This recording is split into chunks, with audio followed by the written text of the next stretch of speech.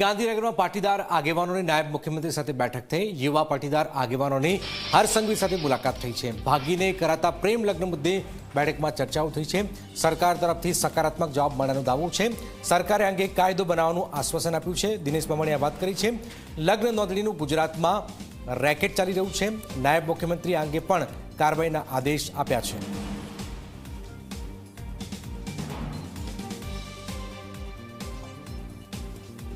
गुजरात में घना लांबा समय थी एक मांगणी चाली रही थी कि सरकार भागेड़ू लग्न बाबते माता पिता ने सिक्योर थाय एवी रीते कायदो बनावे अने सरकारे आजे अमारा जे मुद्दाओ हता तेमां अमने आश्वस्त कर्या छे कि टूंक समयनी अंदर कायदो बनाववामां आवशे।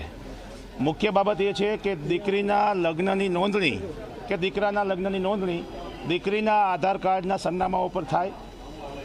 कोईपण लग्न चाहे हिंदू मेरेज एक्ट में थाय के स्पेशल मेरेज एक्ट में थाय तेनी नोंधणीना आधारों जे रजू करवामां आव्या होय एमां माता पिता ने वांधो लेवानी समय आपवामां आवे, नोटिस आपवामां आवे।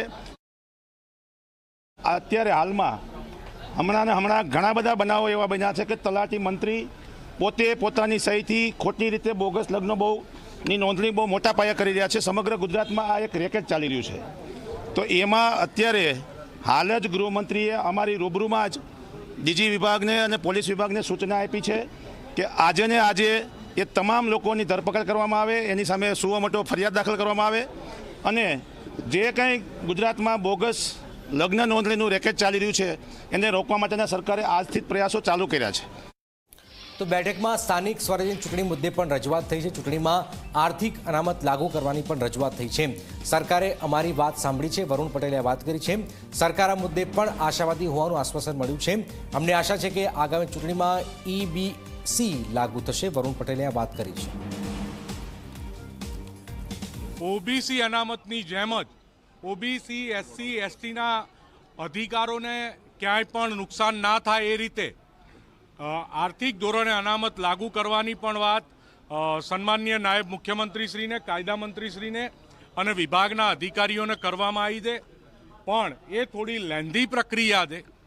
एमां मंत्रीश्रीए एवुं आश्वासन आप्युं छे कि एमांय अमे सुप्रीम कोर्टना जजमेंटो झवेरी कमिशननो रिपोर्ट अने अन्य जे रिपोर्ट्स छे ए तमाम रिपोर्ट अने कायदामां चर्चा विचारणा करी અને એમાં પણ અમે પોઝિટિવ છીએ, આશાવાદી છીએ કે જો તમને ન્યાય મળતો હોય તો ન્યાય આપવા સરકાર કટિબદ્ધ છે।